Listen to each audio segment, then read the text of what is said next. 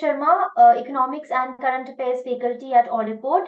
I welcome you here in Oliveboard. And first of all, congratulations to you for clearing the RBI Grade B examination. Thank you so much, and thank you for the opportunity to put forward my views. Okay, so we're going to have a small discussion related to your experience and how you prepared for the examination. So first of all, I would like you to introduce yourself very briefly, your educational background and your professional experience. So, my name is Amit. I belong to Jharkhand. I have completed my school education from Sainik School Tilaiya in Koderma. After that, I did my BTech MTech dual degree from IIST Shibpur in West Bengal. After that, I worked for Capgemini for around 9 months, and I left that. And after that, I was preparing for UPSC. And recently, I came to know about RBI Grade B, so I appeared for it, and fortunately, I could make it. Okay, so you were preparing for UPSC as well. How was your Yeah. experience and why did you shift from UPSC to RBI Grade B? Actually, was appearing for UPSC earlier also, and I appeared for RBI for this, like in 2022. When I was not prepared, I just gave my exam, and I came to know about this that it is a good option B. So I appeared for it, and it was just a like random attempt. I did not prepare anything, so I thought कि हो ही जाएगा. So that attitude, and I gave that exam, but I couldn't make it. Then I realized, no, I need to prepare. And again, last year I had to give UPSC mains, so I could not give this RBI exam because it was between UPSC prelims and mains. So this year I thought I should try. And of course, the rumors that were going around that the grade B exam will be shifted to grade A and all. So I thought let's give it a last attempt. So after that, I just gave it, and I did not prepare much, but I was little prepared, and थोड़ा सा मैंने focus किया, then I could make it this time. Okay, that's great that you even wrote mains of UPSC and now you've cleared RBI Grade B. So really congratulations to you. Thank So you could so you much. share your approach for the preparation of RBI Grade B? How did you go for it? I mean, you can could you share your study routine and how did you go about the examination? Of course, like most importantly, that UPSC as an academic background, like UPSC as a competitive background, gives you a little head start in all the other exams in India. So that is a famous saying, and it is correct also. So preparing for UPSC did give me an idea about economy and finance and some of the other aspects and general knowledge and society as per. And apart from that, we do read for CSAT QRE part, quant reasoning and English. So I did that. I was doing that also. So I was pretty good in English, reasoning and quant. So I thought let's try it this time. Then while I gave some of the mocks in the beginning, and after that I thought कि ये हो जाएगा. So I started, and for preparing, like I'm mainly a night person who studies at night. So I used to study at night. So after giving after this year this when the notification came, after that I got serious and started preparing. I did not take any coaching at all. मुझे लगा कि हो जाएगा खुद से. I started preparing my own, and then I took the resources. There are many resources available, like your platform and all other platforms today. Like you can prepare anything at home if you have the access to internet. So I just utilize all the free resources, yours and others. So I tried with that, and I think if you have a focused approach, like if you're not deviating from one exam to other or one syllabus to other or one question to another, if you have a little focused approach and you focus on one or two exams that whose syllabus is likewise, then I think it is not that difficult as it is remote around ki bahut tough hai. It's not like that difficult if you can follow a detailed strategy, and you should be clear about it. Like I've seen people who are like dwindling between one or two exams, so वो वैसे नहीं होगा. Otherwise, it is not a difficult exam to make, I think. So that was my approach, being very focused. Along with RBI, I only appeared for NABARD, which like whose pattern is more or less similar, except agriculture part. So I did not focus on any other exam. So I think that focused strategy helped me to get through this exam. Okay, so if you talk about phase one of the examination, could you Yeah. give a specific strategy? How did you go about it, and what was the most challenging portion? What was the most challenging section of phase one? Of course. So in phase one, as we know, there are four parts: quant, reasoning, English, and GA, general awareness. So quant, reasoning, and English, I was preparing, and because of my background, and I am pretty good in that since the beginning. So that did not have much issue with me. Of course, there was some issue regarding sectional cutoff and all, because as we know that RBI questions are little weird type that you make find difficult in the limited time constraint. So because of that, I practiced a few of the mocks. I think I gave around 4 to 5 mocks just to check my question selection strategy, that whether I'm selecting the question rightly or not. That because that is the most important thing in phase one. If one is not able to select the questions properly, then he will spend his entire time in one question only. So question selection is very important, and my entire focus was on that only in QRE section. And when it comes to GA, so if you see this year's GA question, they were not that directly as it used to come earlier. Like here, this time we could see the questions that were off topics also. Like RBI did went into the literal meaning of general awareness, not only current affairs. Like there was a question on Edward Snowden and all. So that was like you should have a pretty broad idea about the general affairs of the society and all. So being from an UPSC background, and I prepared GA mainly from Affairs Cloud. So I followed that. And apart from that, you have that marathon section, Oliveboard. So I followed that marathon section very rigorously. And I made the combined notes, revised it, and I think that worked. Oh, that's great. And if you talk about phase 2, what was your strategy for phase 2? For phase 2, of course the toughest part is the ESI, where we don't know from where the questions will come, mainly dominated by reports and schemes. So that is a problem. And I did not have any background about management, but I saw many videos on YouTube where they said that key management can be done after phase 1 also. So I left it for doing it after phase 1, because I told you my preparation was totally self-study and completely ad hoc. So I did not have much time. So I thought, let's leave management for now. So after clearing phase 1, we had around, I think, 1 month of time, 1 month, 10 days, something that. So I was fortunate, but I was thinking I will make it into prelims. So after that, I started preparing for management. I think it took me around 10 to 15 days. I made a consolidated notes. So if I'm not wrong, I think my notes would be around 7 to 8 pages, management notes. So I purposefully made it very short so that I should get that that psychological thing that I have to study very less.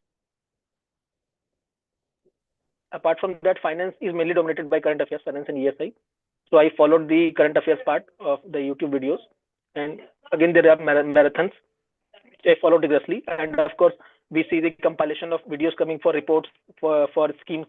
And for schemes also, what I did was, I made one, like as we say, that one page, one scheme type of thing, in which the entire scheme was covered very holistically. Means I could show you that it is very holistic, including each and every data that you need. So it was around, I covered 30 to 40 schemes. That are the major schemes in that regard. So that was very considered, and I made sure that that has to be completed anyhow before anything. I think that worked for me in ESI. And apart from descriptive part, I think the descriptive was an edge for me, because coming from UPSC background, and in general also I have a good writing skill. So I think that helped, because and there was a famous saying that in finance and management part, people generally score more because it is very static and all. But this time UPSC, this RBI played in that also, because they gave very applied kind of questions, and I think that worked in my favor. I could see that almost all the questions of management, the main question, the 2 marker question were correct. It was an applied, but I think that worked for me, because they would have given that ratification, I did not study much. So applied part was there, so I could make it. And in descriptive part also, taking help of my writing skill, I think it was pretty much doable for me. So that was how I went for phase 2. Okay. So, students face an issue in answer writing, how to write good answers. So could you share, a strategy or how to score good marks in descriptive writing? Yeah, I would say there is a very good way that I follow. I developed it on my own. Like I have practiced answer writing for UPSC around 2 years or so, and I researched thoroughly, like what are the different ways of writing. I listened to many of the topper videos. I tried everything, and ultimately I found that it is your style that matters the most. So I can tell you one thing that is very helpful. It is that dividing the number of words that you need to follow. For example, if you get a question of 600 words, as we get in RBI, 600-word question, then if we can take a margin, that how much we need to write. If we take a margin of suppose 10%, then we need to write around 540 words or so, or we can write even lesser, like 500 words or so. So if we make a margin, itna hame likhna hai, then we have to divide that thing into different sections: introduction, body, and conclusion. Again, introduction has to be 10% around, and conclusion about 10%, and rest 70-20% has to be the body part. Then again, we should see, like when there are questions when we have a single statement question, and there are questions when we have sub parts in that question, then we need to have that idea. While practicing, we need to have that idea that when I'm getting a single question in a question, how much what I have to spend on it in the body part. If I'm getting 2 questions in one question, I have to divide it into half, almost roughly half. If we are getting 3, then we have to do it likewise. So if we can divide that, and again, how many points do we need to write in that? whether we need to write pros or cons, or what is the question asking, is it asking elucidate or discuss. So if we work like step by step, like first working on conclusion, then introduction, then body, and then dividing the questions, checking the timeline, whether we are following the timeline or not, checking the word limit, and doing it practically regularly, I think that helps. And when it comes to typing part, I think typing in notepad would be very easy and very helpful, because people tend to practice in wordpad, and again it highlights the errors as soon as it comes. So that is not a good strategy. I think help doing in notepad and then checking and using apps like Grammarly and all do help in that regard.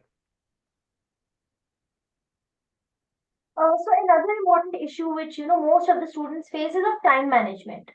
So Yeah. how did you manage your time during the different phases of the RBI exam, phase one, phase two, and then your interview part? How did you manage that?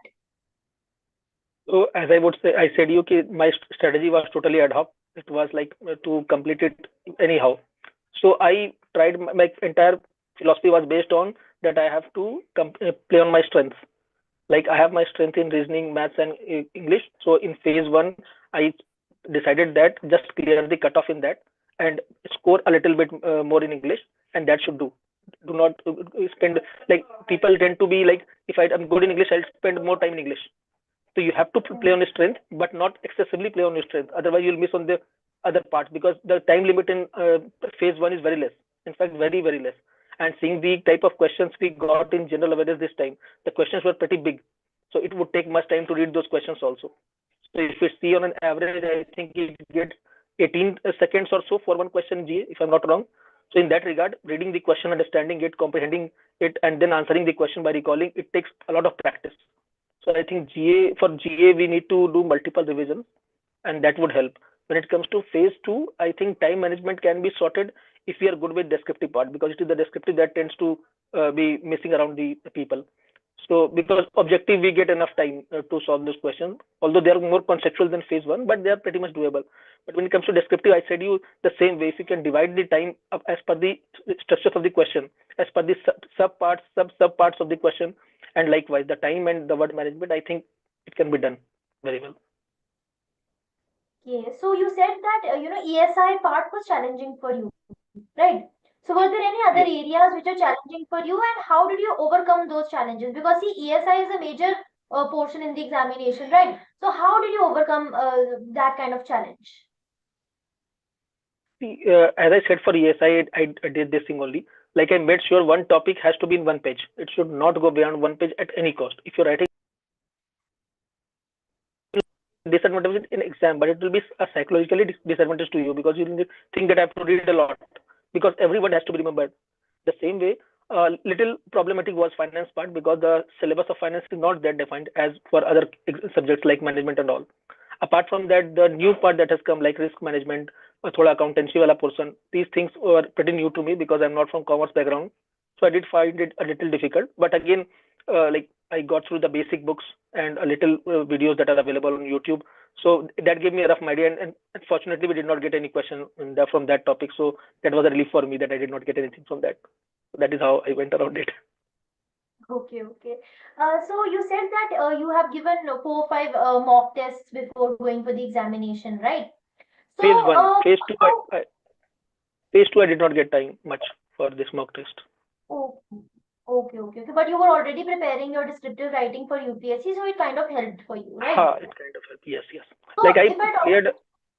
if I Uh, talk about mock tests for your phase one, what is the importance? How did you learn from it? How did you analyze from those mock tests? What do you think is the most important aspect after because some people give mock tests and then they don't analyze yes, it or learn it, right? So giving mock yes, tests is not important, but how you're analyzing mock tests is important.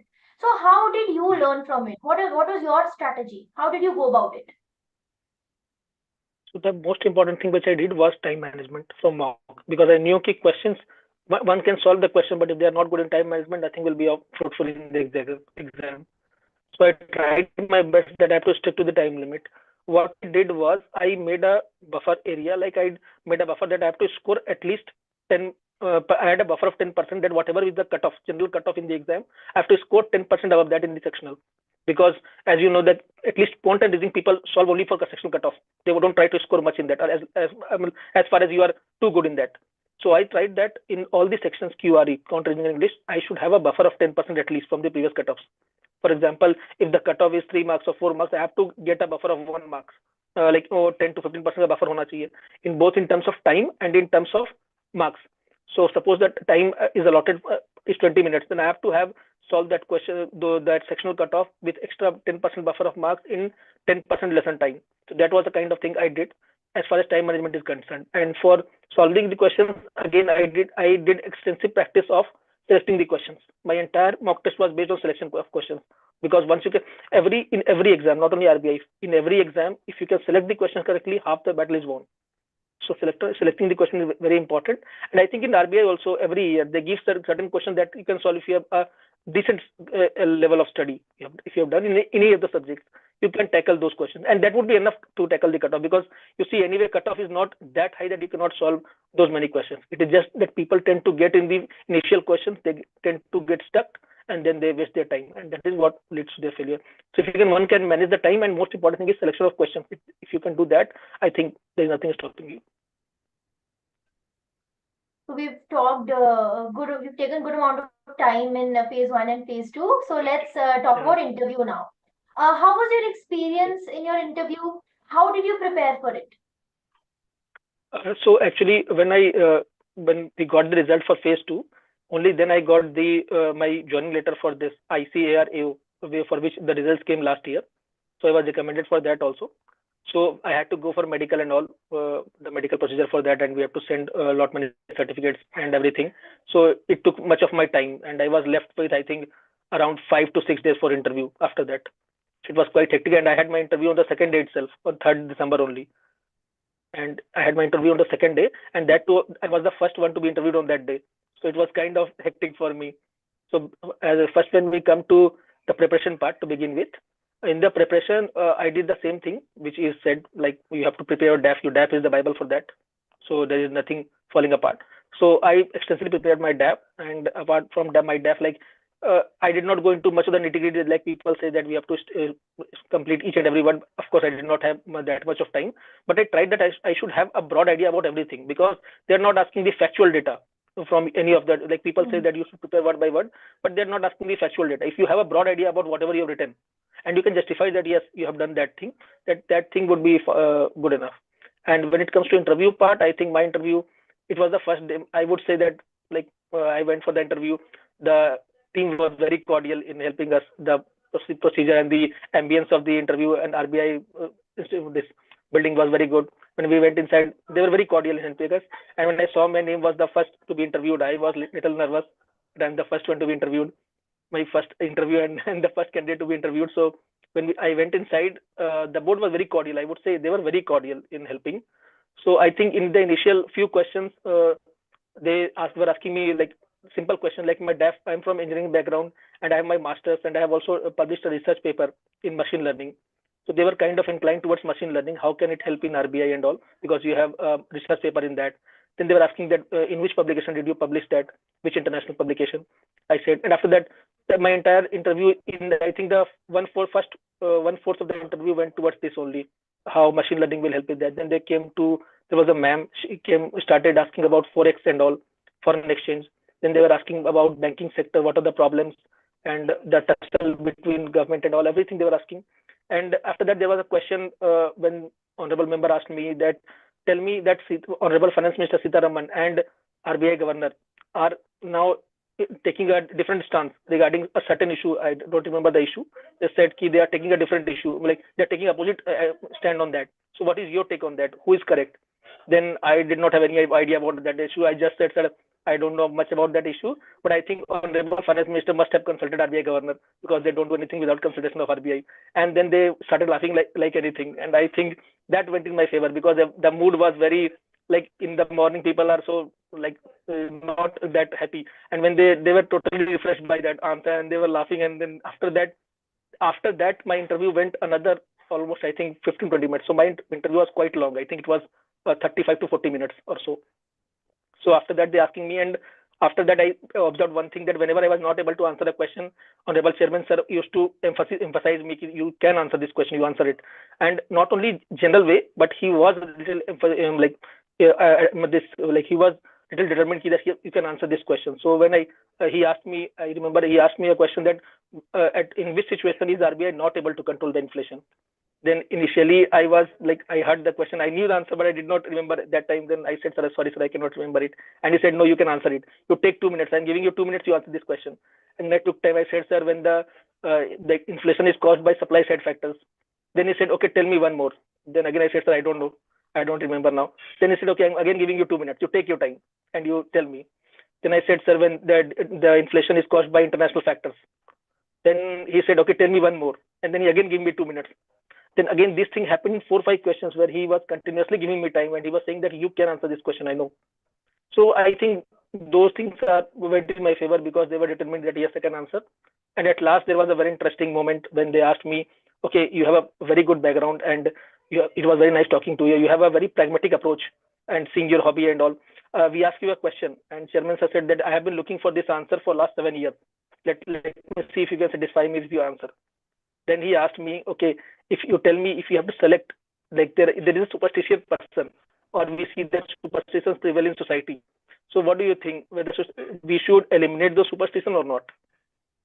And this was his question. Then he was quiet. And he said, Ki, you can take as much time as you want to think and you just think. You take your time and tell me what is your take on this. So I think there were moments when I think my interview went out of the way and they were little, like I felt that they were enjoying my company and I think that went in my favor. So that was my experience of it. It was a fantastic experience, I must say. Like giving an interview in RBI is one of the best moments you can enjoy in this preparation journey. That's great. Good to hear your experience in the interview. What advice would you give to the aspirants, especially those who are preparing for the first time, or those who are going to attempt the exam for the first time? What advice would you like to give to those aspirants? Okay. So first of the thing that I see, and I have faced it myself, like of late since the beginning of this online journey, since when we have started to get this online YouTube and all, there is a trend among the aspirants that everyone we want to clear it in the first attempt. There's nothing bad in that, but the kind of hype that is being created in the society is very disheartening for many people. Like there are people who are not from good background, they often feel discouraged, which was the case with me also. Like not worth it, and etc. So I would say that it is not important to clear it in first attempt. If you can clear it, it is very good. But if you cannot clear it, it is just a matter of time. If I have made it in this exam, it doesn't mean that I'm better than someone. It just means that I have done it before them. There were some who did before me. There will be some who will do after me. But everybody can make it as long as you are honest with your preparation, as long as you are sticking to the path that is defined. Of course, there are times when you can go off the track, but that happens at times. So it is not like you should be thorough in your mind that yes, I have to do this and I have to do it via a certain path. Fix that path first. There is a famous saying that when you are given 4 hours to cut a tree, you spend 3 hours sharpening your axe. It's the same thing.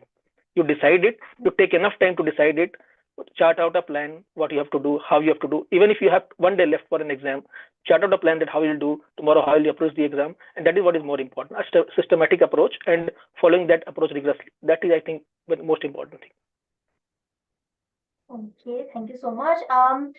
So now that the results are out, now how do you plan to go about in this career of RBI? Is there any specific department that you're interested in?